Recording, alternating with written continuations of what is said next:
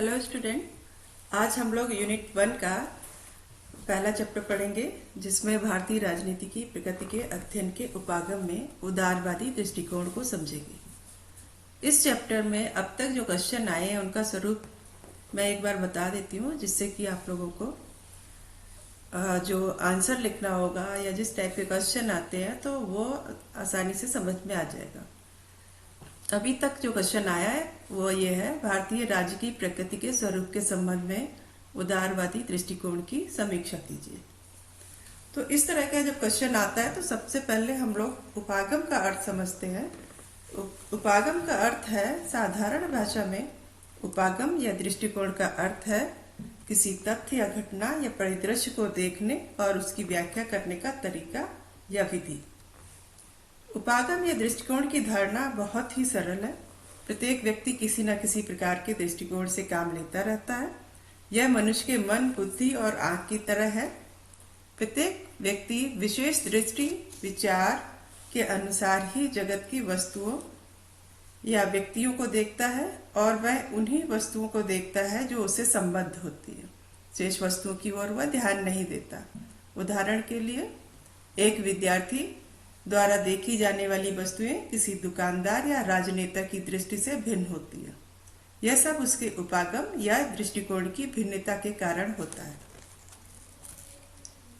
भारत जैसे विविधतापूर्ण और प्राचीन परंतु आधुनिकता से प्रभावित समाज की राजनीति का विश्लेषण करने में अनेक दृष्टिकोणों का प्रयोग आवश्यक है। भारतीय राजनीति के अध्ययन के प्रमुख दृष्टिकोणों में से 3 उपागम या दृष्टिकोण का अध्ययन करेंगे। इसमें पहला उपागम है भारतीय राज्य के स्वरूप के संबंध में उदारवादी उपागम या दृष्टिकोण। सबसे पहले हम ये समझ लेते हैं कि उदारवाद है क्या। उदारवाद व्यक्ति को विवेकशील प्राणी मानता है और उसका विवेक उसे यह बताता है कि स्वयं उसका और उसके समाज का हित किस बात में है। अतः उदारवाद का अर्थ एक ऐसी राजनीतिक, आर्थिक और सामाजिक वातावरण से है जो व्यक्ति की स्वतंत्रता और उसकी मान मर्यादा की रक्षा करे। भारतीय राजनीति के उदारवादी दृष्टिकोण की निम्नलिखित विशेषताएं हैं। इसमें फर्स्ट है संसदीय लोकतंत्र। भारत विश्व का सबसे बड़ा लोकतंत्र है और भारत में ब्रिटेन की भांति संसदीय प्रणाली को भी अपनाया गया है। संसदीय प्रणाली में कार्यपालिका अर्थात मंत्रिपरिषद संसद के प्रति उत्तरदायी होती है और उसी समय तक सत्ता में बनी रहती है जब तक उसे बहुमत का समर्थन मिलता रहता है। संसदीय लोकतंत्र की सफलता के लिए सुशिक्षित और जागरूक मतदाता, स्वतंत्र और निष्पक्ष चुनाव, विचार और अभिव्यक्ति की स्वतंत्रता, स्थायी सरकार, सशक्त विपक्ष का होना बहुत ही आवश्यक है। भारत में संसदीय शासन अनेक चुनौतियों का सामना करके भी वर्तमान में सफलता से आगे बढ़ रहा है। संसदीय चुनावों में 1991, 96, 98, 99 और 2004 और 2009 में एक स्पष्ट बहुमत की सरकार न बनने के बाद भी संसदीय व्यवस्था के समक्ष जो चुनौतियां उपस्थित हो गई थी, लेकिन वर्तमान में पूर्ण बहुमत की सरकार बनने से संसदीय लोकतंत्र सफलतापूर्वक कार्य कर रहा है। इसलिए आज हमारी संसदीय लोकतंत्र में आस्था दृढ़ हुई है। सेकंड पॉइंट है स्वतंत्र न्यायपालिका और न्यायिक सक्रियता। भारत में संपूर्ण देश के लिए एक स्वतंत्र न्यायपालिका है। सभी न्यायालय और सर्वोच्च या उच्चतम न्यायालय के अधीन है। उच्चतम न्यायालय और उच्च न्यायालयों को यह शक्ति दी गई है कि वे संसद या किसी भी राज्य विधान मंडल द्वारा बनाए गए कानूनों को अवैध घोषित कर सकता है। न्यायपालिका विधायकों या प्रशासनिक अधिकारियों को संविधान या अन्य कानूनों के तहत अपने कर्तव्यों का निर्वाह करने के लिए विवश कर रही है। उसकी इस कार्रवाई को न्यायिक सक्रियता भी कहते हैं। थर्ड पॉइंट है केंद्रीय संघवाद।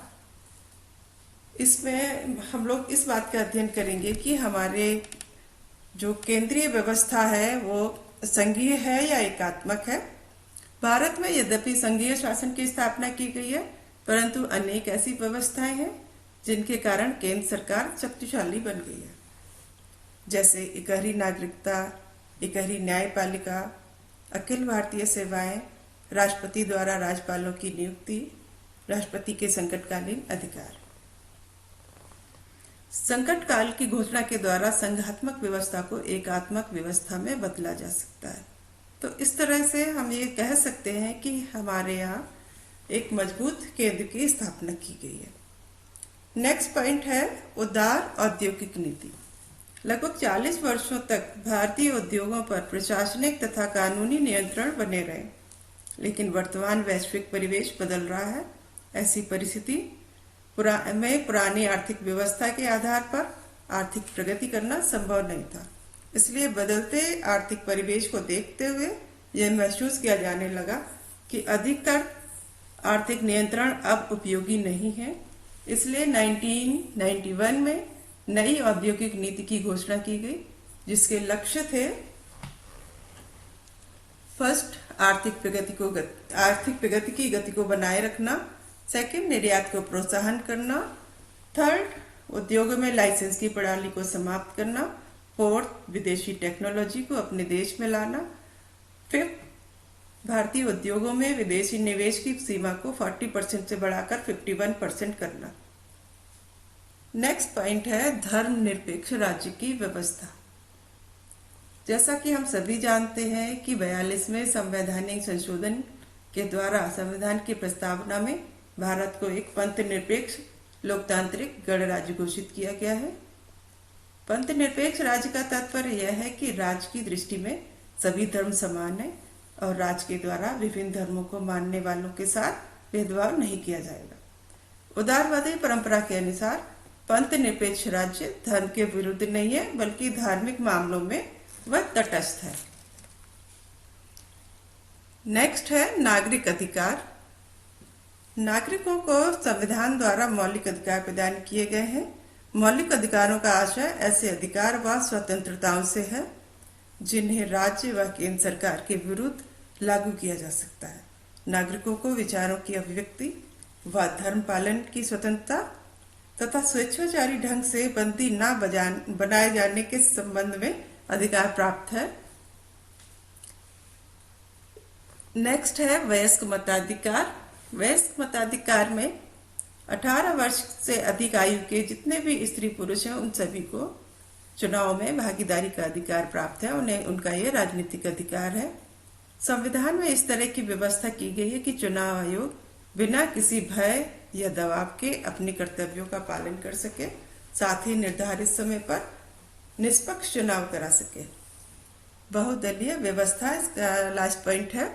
बहुदलीय व्यवस्था में भारत में ब्रिटेन और अमेरिका की तरह द्विदलीय पद्धति नहीं, बल्कि मल्टी पार्टी सिस्टम है।